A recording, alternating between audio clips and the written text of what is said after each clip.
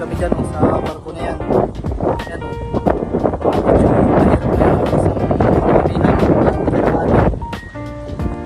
Nandun na yung mga kasama ko sa taas. Yan oh. Kaya ako kayo mamaya guys. Nandiyan na yung mga kapatid ko at saka yung ano ko, mga anak.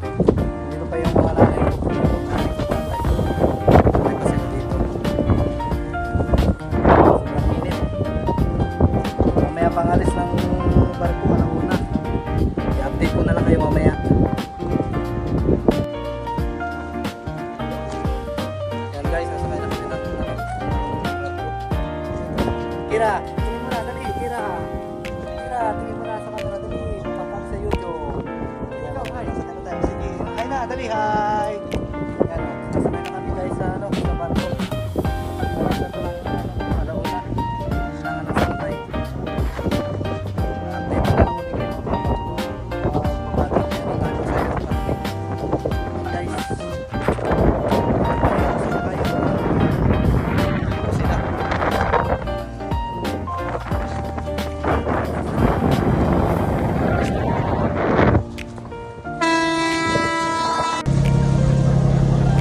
yan guys, nakasakay na kami sa ano, sa barko.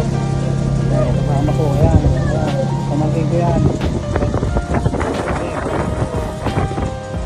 Okay, ang mga anak ko to, ayan o. Ayan, kasama rin si Britney, ayan o, si Britney, nanay, tatay.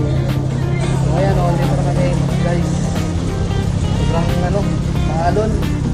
Ang likot ng ano, ng bangka. Lakas pa ng hangin. Kaya siguro yung mga anak ko malulula to. Ito guys. Ito kami nagpisto sa ano, sa taas. Parang malakas ang hangin. Sarap dito sa taas. Yan guys, update ko kayo mamaya pag bumaba namin doon.